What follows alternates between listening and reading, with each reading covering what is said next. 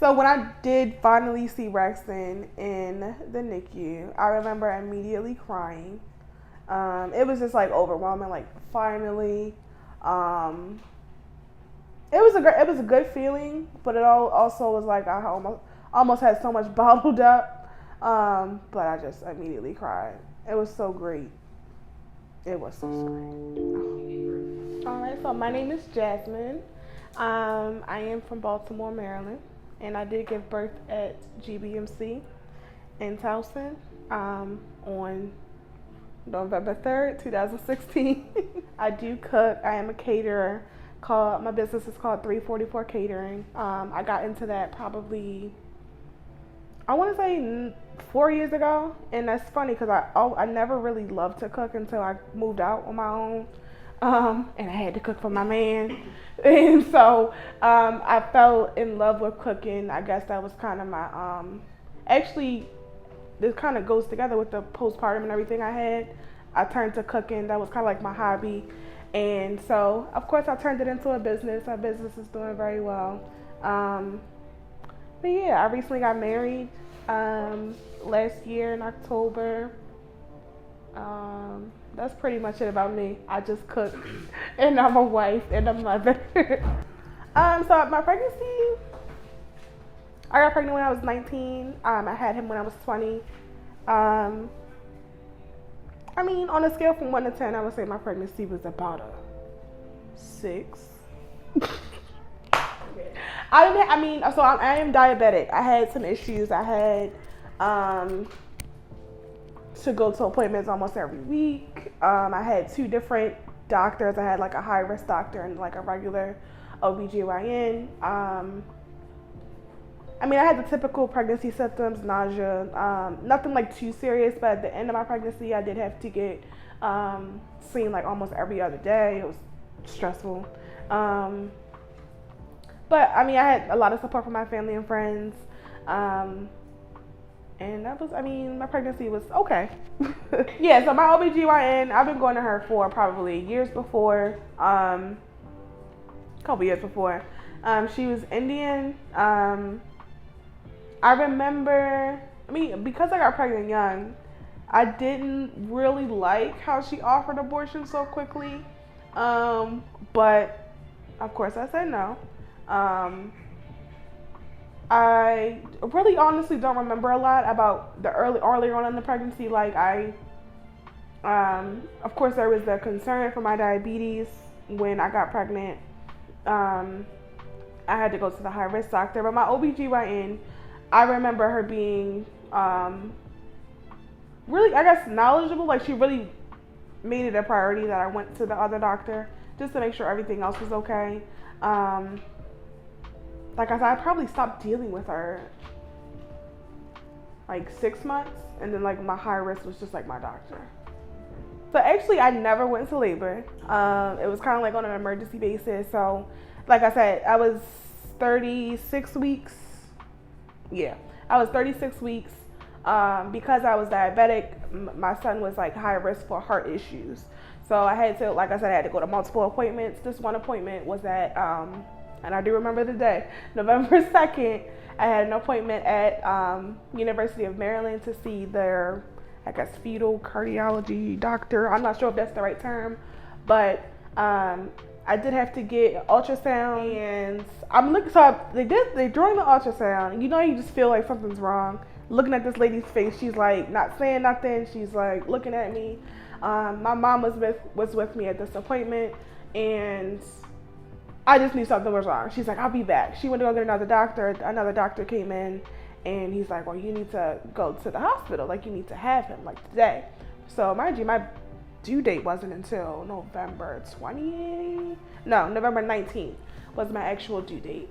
And so, that was very scary. I had to go rush to GBMC to monitor him, and I ended up not having him until the next day. But I meant to say before, they told me off the bat I would have to have a C-section because he was growing too big. I think inside of me he was 10 pounds, 11 pounds. So they were like, he's not gonna fit. So they told me early on I had to have a C-section. So I got to GBMC. They just decided to monitor him to, you know, I guess prolong until I actually had him. But I did end up having a C-section there. And I remember the doctor saying like this was like a tough C-section for her to do. So from the appointment at the University of Maryland the day before, they told me to go to GBMC, get checked in, signed in. They didn't do it right away. They just wanted to monitor everything. I don't know if it was like other C-sections were going on. I don't know if they were just trying to fit me in. Like, I don't know. I just remember I didn't have him until the next day at like 1. I don't even remember what time he was born. Like 1 in the afternoon. And yeah, I mean, it was weird. They did literally just monitor me. I couldn't eat. I don't know. I'm just a very perceptive person, so. You know the thing they put on your stomach? What is it called? I don't even know what it's called. But they had to put that on my stomach the whole time I was there. I felt like my nurse was really annoyed because my son kept moving. She kept having to move the thing. She kept having to come in every 5 minutes and adjust it. And I felt like she was getting annoyed with that. Also, my boyfriend at the time, he was like anxiety attack 100. He didn't know what to do. He didn't know what to think. I didn't sleep that whole night. I don't think. You know, because I was just worried. Like, the high-risk doctor, I guess, was really concerned because of his heart not beating the way it should. And I remember her telling me, like, you could have a stillbirth. And so all of those things are in my head. And it was just scary. Going to the room. So, no, because I'm trying to, it's really like, so like I said before, I was really scared, really nervous. So I remember being really like, just ready for it to be over kind of thing. I knew I didn't have an option and that the baby had to come out. So going to the room, my boyfriend at the time, he was there with me. I remember there being like a lot of people. I remember thinking like there was a lot of doctors and nurses in there. And I think I was overall calm. When they did my epidural, I know they tell you like before you go in, the epidural takes 2 minutes to do. Mine took like 15. I don't know. So they couldn't find whatever they were trying to find on my back to do it. I don't know. But I remember it taking forever. I remember them telling my boyfriend he had to step outside while they did that. And then like, he was like, they told us 2 minutes. So at the time, I was in there for 15 minutes. So I guess he had to step up and say like, what's going on? Because I don't know. Finally got the epidural, and I think from there, I just was in and out. I remember them saying I had a lot of fluid. Like, I remember hearing all this fluid fall on the floor. And I remember when that happened, my boyfriend was like, oh shit. Like, he was tripping. It was so funny. Oh my gosh. But I was in and out. I remember, of course, when the baby was out, I kind of felt a sense of like pressure like off of me. So I knew that he was out. And then I was just waiting for him to cry. And he did cry for like 2 minutes. So of course, I was just like tripping, like, oh my gosh. So I remember when he cried, and then I passed back out.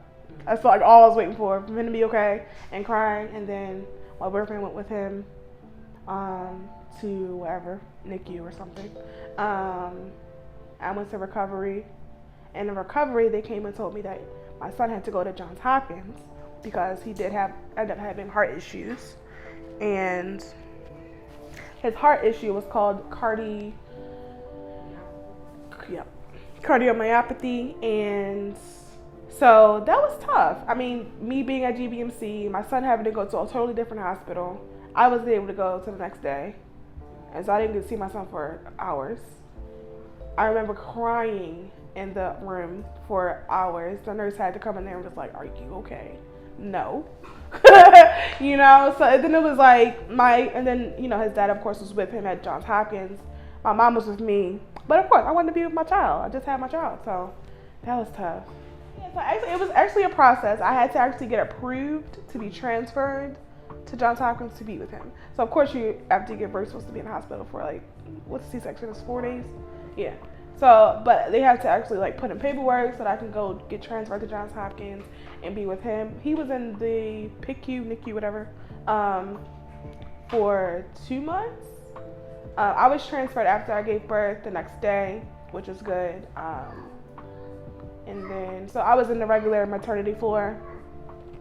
He was in NICU, so no, we were in the same room. The nurses on my floor were kind of fussing with me because I didn't want to eat. I didn't want to be up there. I wanted to be in NICU with him the whole time. So yeah, I think, and then I was released to the hospital, and then I just came back and forth every day. Sometimes I spent the night. And that's just what it was for 2 months. Yeah, so I breastfed him while he was in the hospital. When I wasn't there, I pumped, and then I had to like take the breast milk to the hospital. I pumped while I was at the hospital. And it was just a lot. It seemed like, I mean, I loved it, but it was a lot, of course, with the postpartum and stuff. In the NICU, I mean, with breastfeeding, like I said, at first he had to feed in tube. I think like a couple days later, I was able to try breastfeeding, but he didn't latch on right away. So they did get a lactation consultant for me. We tried multiple different ways to breastfeed. He wasn't latching on, so I just ended up pumping, but he didn't actually latch on until we got home from the hospital. So I was actually honestly pumping for the longest until he actually latched on when we got home. I had issues with, my mother was like my main support through the whole thing.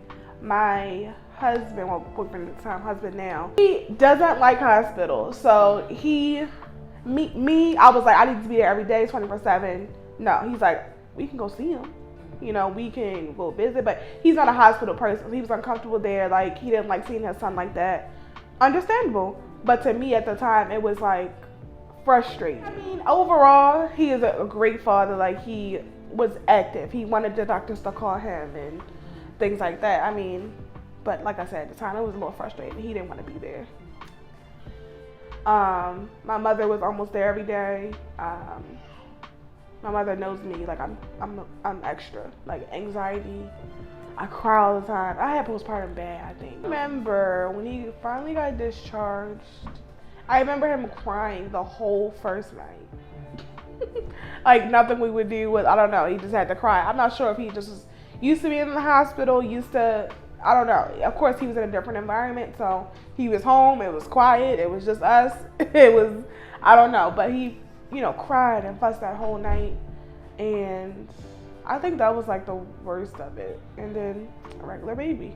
He was on medication for his heart issue for, I think, until he was like 6 months. And that I think the doctors told me that that made him fussy. So he was a fussy baby for a minute, but I don't know. I just adapted. We just all adapted to it. Once he was off that medication, it was like a new kid. It was crazy. So after the C-section, of course there was a pain, I don't know, numbness. Like I remember in the hospital, like walking hunched over, them telling me not to do too much.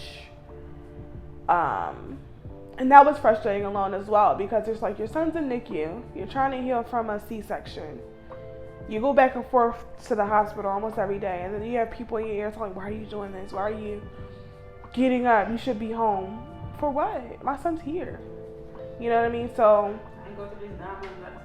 yeah, like I'm a heal. I'm good. Like, I pushed through it to be there. So it's like, I mean, I think I healed pretty well. I don't think I had any issues from healing.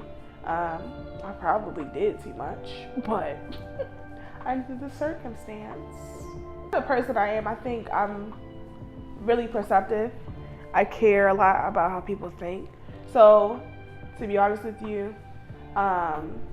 some people weren't fond of my pregnancy. Some people.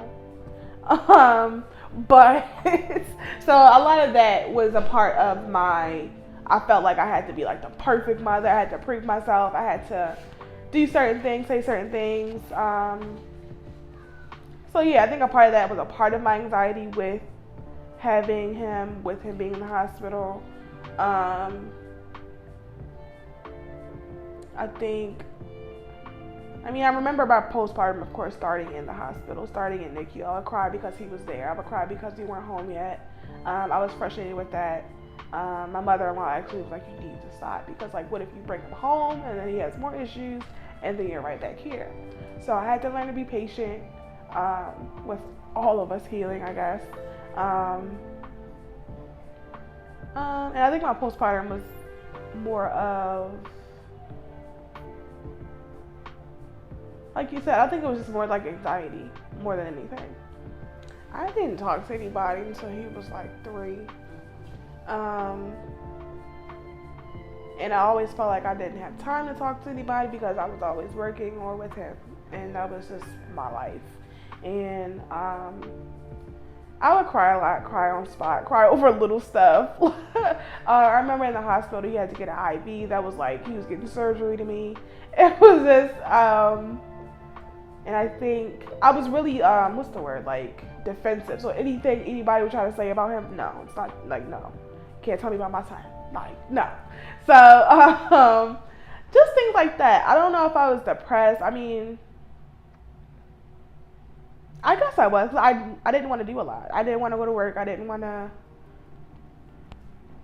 I don't know. I wouldn't say I didn't want to be a mom. I was tired often, a lot. But yeah. My husband was present. My mother was present. My father was present. And my mother-in-law was present. I think they were just there. I think my husband advocated for me more than anyone. I think I really appreciated that. Because, you know, I guess you're in a vulnerable position when you're giving birth. As far as, like, the hospital part where we were in NICU and stuff, my mother helped me a lot. She, because I didn't know a lot of questions to ask. She was like, ask this, ask that. And I really appreciate it. It's just a lot. Like, you have to take care of yourself. You have to take care of the baby. You have to know all of these big words. And I think the actual term was hypertrophic cardiomyopathy. I had to learn what that meant. I had to explain that to other people. And so my mom was just helping me learn everything. She was like, ask this, ask that, you know, and don't leave until you really understand what's going on type thing. And so I appreciated that as well. I just honestly, hopefully want to have a natural birth vaginally. I do want to start things while I'm pregnant. Like, I noticed, like, I didn't really always eat the best when I was pregnant. So I feel like that transfers over to your child. He doesn't eat vegetables. And it bothers me. And it's probably because I didn't when I was pregnant. So things like that. Like, I just want to eat better. I want to exercise while I'm pregnant. I didn't do that at all. I want to stay home longer. One piece of advice I would say is just to be knowledgeable. Don't let anyone else persuade your opinion or persuade what you want to do for yourself and your pregnancy and your birth. Yeah, that would be my advice for that.